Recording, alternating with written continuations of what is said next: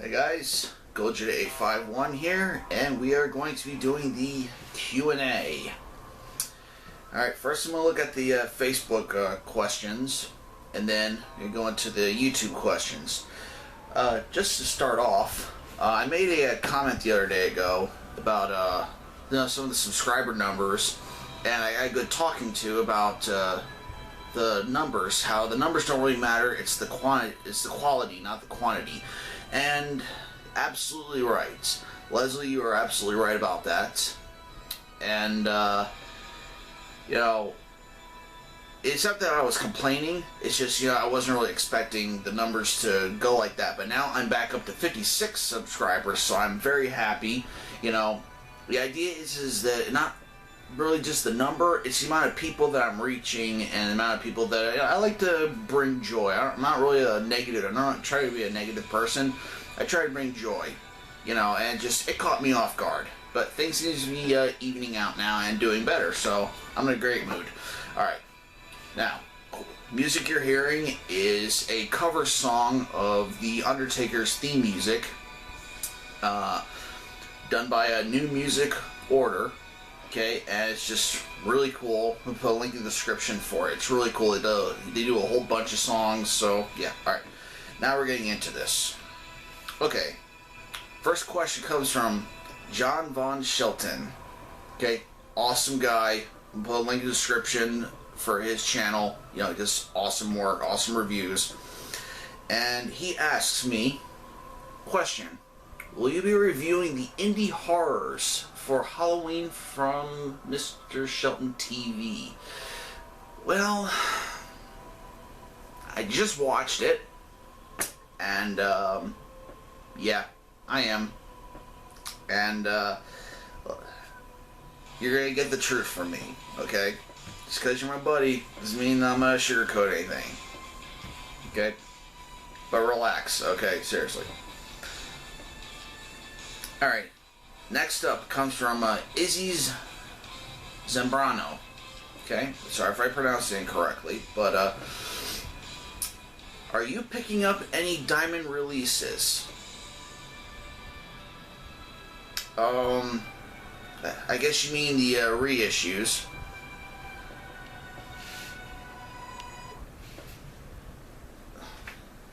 Hello?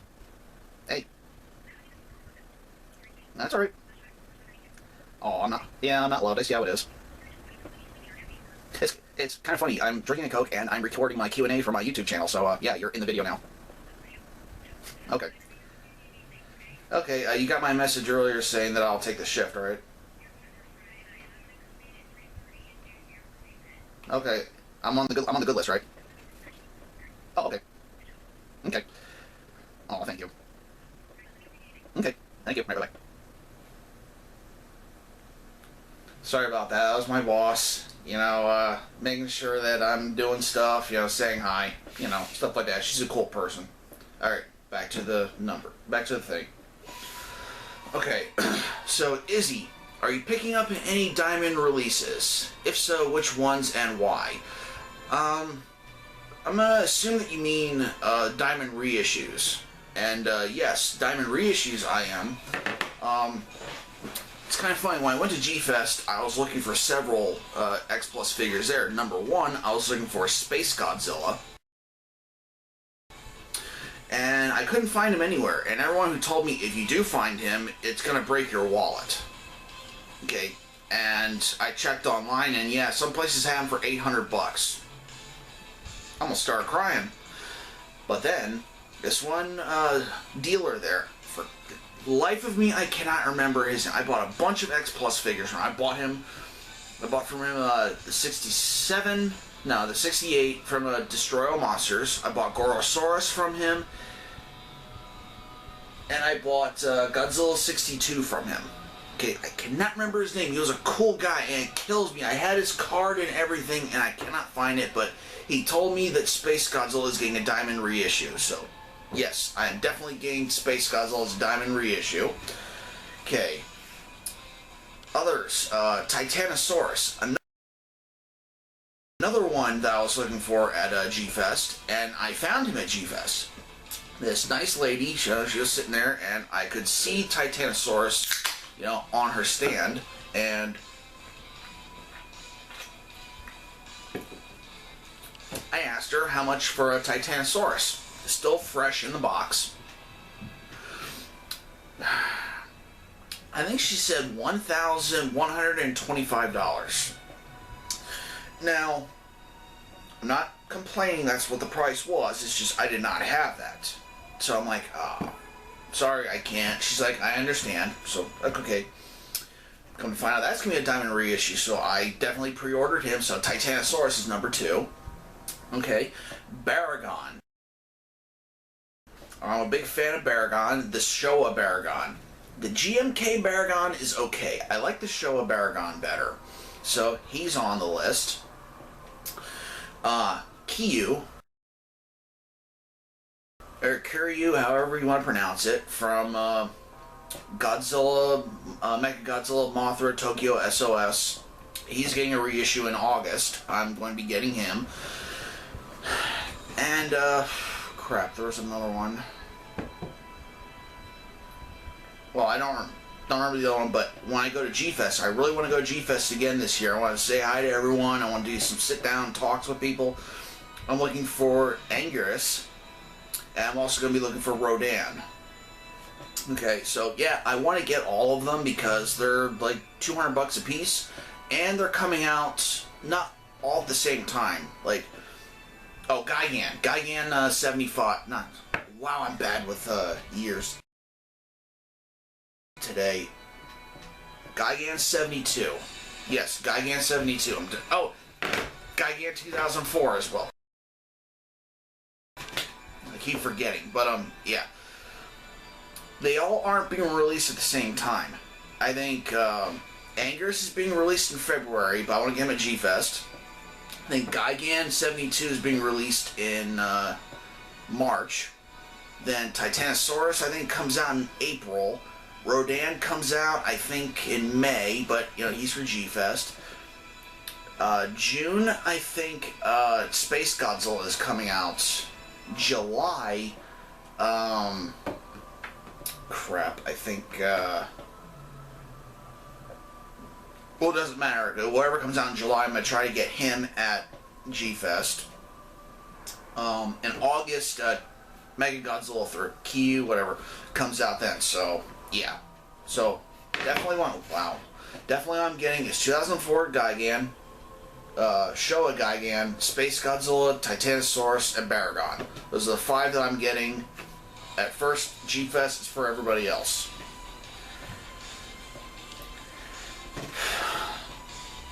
Okay, and last for Facebook is from Albino Vinigas, letting me know that he has subscribed. Thank you very much. I'll put a link in the description for his stuff at the end.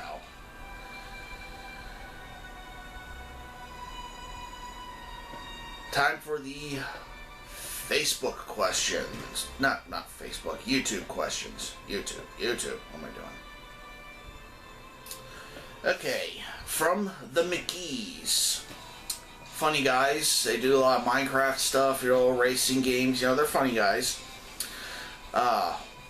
What's your favorite sports? Well, wrestling isn't, professional wrestling isn't a sport. It's entertainment. I understand that. I'd have to say boxing. Yeah, I'm a fan of boxing. MMA is okay. I think the fights end way too quickly. For $40 for 37 seconds. Nah, I'll watch the replay. Boxing, I'll actually go out of my way and watch that because it actually goes the distance 9 times out of 10. Okay? Okay. I'm going to save this question for last. You know who you are. Okay. Back to Izzy Zambrano. Notice you like wrestling, and I grew up watching Monday Night Raw and all that WWF era. My all-time favorite wrestler is Kane, the Big Red Machine. Was. I stopped watching WWE pretty much when he unmasked. Yeah. I want to know what you think what they have done to Glenn Jacobs Kane. Do you think they ruined him all around with the whole unmasked corporate Kane, or still a viable character in the WWE? Okay. Love the question. I hope you have some popcorn. I hope you crack a soda. Pause the video real quick and grab something to drink because I got a story to tell you. Okay. The year was 1997. Undertaker finally got the championship back after a 5-year-long drought. When Paul Bearer says, "You have a brother," and he's coming back, Kane. He returns and he just lights the place ablaze, figuratively and literally. Okay, awesome matches with the Undertaker. Then they kind of retweaked the character, having him talk with the mask, and almost seeming like they're trying to reboot the character because they originally said that he was burned from head to toe and only his left arm was good. Then they started showing more and more of his skin. So it's like, is he burnt or isn't he burnt? Okay, first, another thing. I guessed who he was before he unmasked. Let's cut to when he unmasks. I was not a fan of when he unmasked. I felt it destroyed the character, and everything that made him mysterious just went right out the window. When I saw Glenn Jacobs, who was originally Dr. Isaac Yankem, who was not originally, but then became the fake Diesel, and everything that made him scary just went right out the window there. He had some good feuds, I'll give him that. He'd still work a good match here and there. But without the mask, you see all the goofy looks that he would put on his face. It's just, I felt he was trying too hard once they took the mask off. Then he goes into the question, well, is he really burnt? No, he's not really burnt. And then he had this goofy shaved head thing where only half his head would be shaved. And then there were times they would forget to shave it, and then you can see the hair starting to grow back. Like, oh no, he's burnt. He can't grow hair, but he's clearly growing hair. Cut to forward. Kane puts back on the mask, and it was awesome. Then he ran into Cena. And I think, I don't blame Cena for this, because they needed Cena to slay a dragon before WrestleMania, before he went and wrestled The Rock. So it makes sense that he, beat Kane. He overcame Kane. Then the whole Daniel Bryan thing started with Dr. Shelby and hugging it out. And that's where I officially said, alright, Kane is done. There's no way that he could ever be what he once was. You could bring back Undertaker, you can remake the Brothers of Destruction. This will not have the same steam ever again.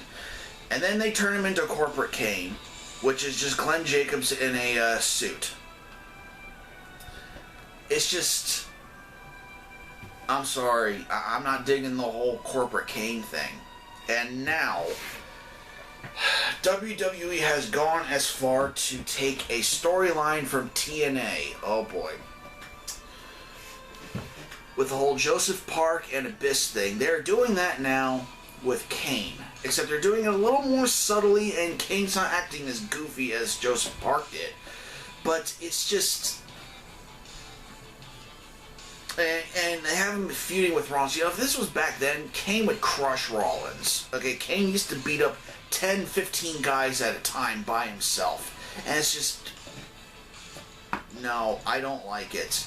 And then this past Monday night, they had the Demon Kane, come out, and Rollins broke his ankle. It's just, no, they really dropped the ball with Kane.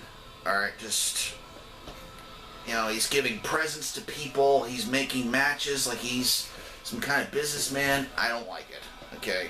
I hope that's a good answer. Or the answer that, you can make out of that. How would I fix Kane? There's no fixing Kane. Okay? Alright. And that about does it. Except for the final question. Okay. Here we go. The question by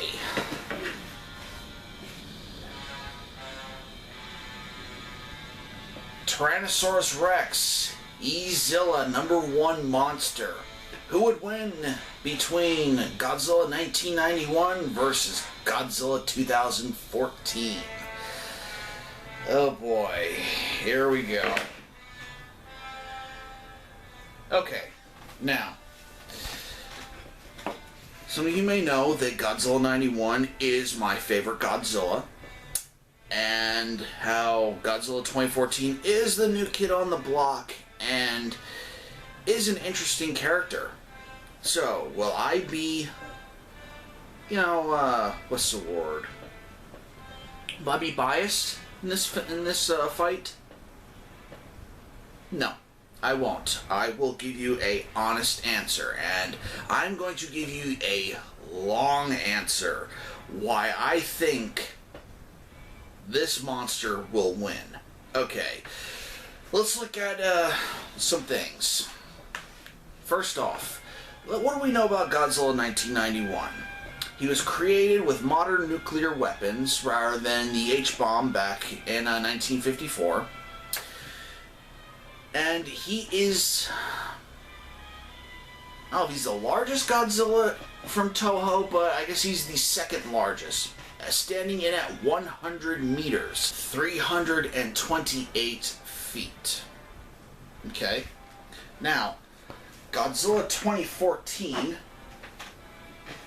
is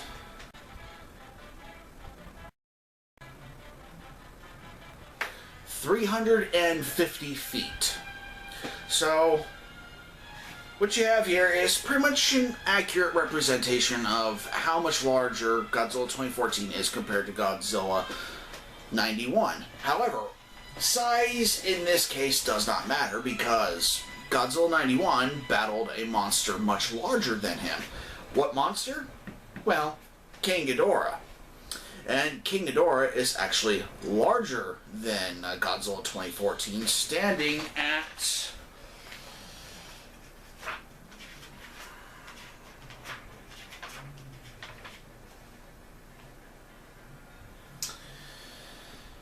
150 meters. That is 492 feet. And Godzilla 91 defeated King Ghidorah. Now, I know what you're thinking. Godzilla 2014 defeated 2 Mutos. Okay. The Mutos, I believe, are good, beginning monsters to show off the strength of Godzilla 2014. Godzilla 91 battled a long pre-existing monster in King Ghidorah. So, and if King Ghidorah battled the Mutos, I'd say that King Ghidorah would destroy the Mutos. Godzilla 91, I don't see having a problem defeat the Mutos either. So, in that case of size, it doesn't matter, okay? It comes down to the fight. Okay, so, who is stronger? Well, in the film Godzilla vs. King Ghidorah, Godzilla repeatedly lifts King Ghidorah off the ground and slams him over and over again. Godzilla 2014, well, he doesn't really lift either of the Mutos. He more pushes them over and steps on them. Okay? And the way how Godzilla 91 is built, I'd say he's stronger than Godzilla 2014. Now, taking into consideration that maybe Godzilla 2014 just woke up and maybe he didn't have his coffee yet.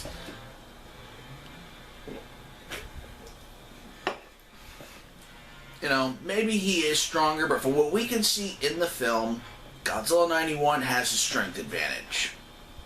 Okay, fighting skills. Godzilla 91 was able to slam around King Ghidorah very much, but Godzilla 2014 showed off more variation with his attacks on the Mutos, with using the tail, using more biting, using more clawing, more stomping. As it comes to fighting skills, I'd have to give the point to Godzilla 2014. Hey, when it comes to physical, now, projectile.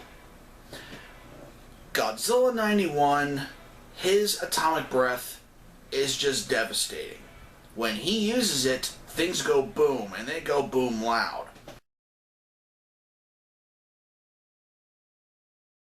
Like when he uses it on King Ghidorah and blasts the middle head off,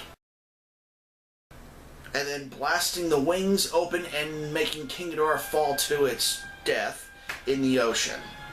Godzilla 2014, however, number one, he never hits the flying Muto with the atomic breath. They say that little treat to the end of the film. When he uses the atomic breath on the female Muto,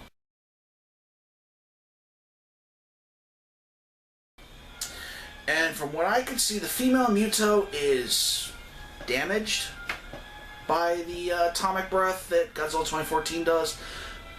But later in the film, it shows Aaron Taylor Johnson, trying to get away from the area with the nuke. You can look at the female Muto, she pretty much has no damage to her. It isn't until Godzilla 2014 actually spreads the mouth and breathes fire into the innards of the Muto. Will he be able to do that to Godzilla 2014? To Godzilla 91. Will Godzilla 2014 be able to do that to Godzilla 91? Theoretically, yes. However, King Ghidorah was able to grab onto Godzilla 91 and strangle him. And moments before Godzilla 91's death, being choked out, Godzilla unleashed a new power. The Atomic Pulse. Which actually surrounds him and causes enemies to go flying. Godzilla 2014, from what I've seen, does not have this ability. So if he is able to grab a hold of Godzilla 91 and try to breathe fire into him, he wouldn't be able to hold on to him for very long. That atomic pulse would just zap and knock him away. So, creating distance. So I'd have to give that to Godzilla 91. Okay. Destructive capabilities. Well, I don't see how that would really help in a fight, but, if they had a smashing contest, maybe Godzilla 2014 would win that, since he is larger, he can move around and, smash, he can just walk into things. For Godzilla 91, he has to really work at destroying some buildings towards the end of the film, so, okay, I'll give the smashing ability to Godzilla 2014. Now let's go into the final. Actually lasting a battle. Okay. Godzilla 91 was able to defeat King Ghidorah. Okay. And then Godzilla 2014, yes, he was able to defeat both the Mutos. But Godzilla 91 was able to really mess up the resurrected King Ghidorah as Mecha King Ghidorah, was really messing him up. And even though Mecha King Ghidorah was able to bring Godzilla out to the ocean, he did not defeat Godzilla. He only momentarily took him out of the fight, so the movie would end, pretty much. Godzilla 2014, after he battled both the Mutos, he went back to the city and passed out. Okay, showing that he doesn't have much of a gas tank. Godzilla 91, though, shows that he has much more of a gas tank, so he would last the fight a lot longer. Plus, since he is a little smaller and a little thinner, I'd say he has better cardio than Godzilla 2014. Now, I know this is all speculation, and feel free to argue, those who say, but T-Rex, #1 monster, Ezilla, he says Godzilla 91 would win, and I agree. Godzilla 91 would defeat Godzilla 2014. It'd be a long battle. This isn't going to be a squash match. No, no, no. These two will grapple, and they will grapple for a long time.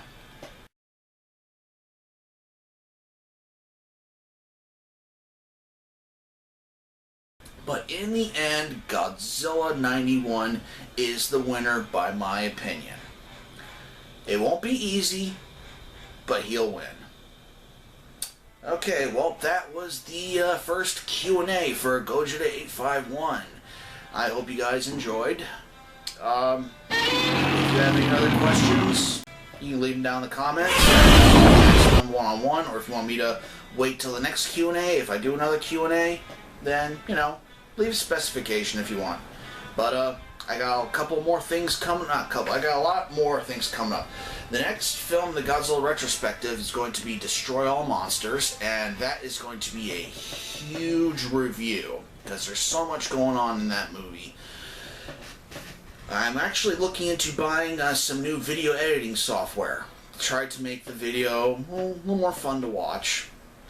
I have a few more unboxing videos coming up. One of them to show off that I have other interests besides Godzilla. Raw reviews will keep coming, and yeah, just sit back and relax, guys. Alright, well, this is Gojira851, saying see y'all later.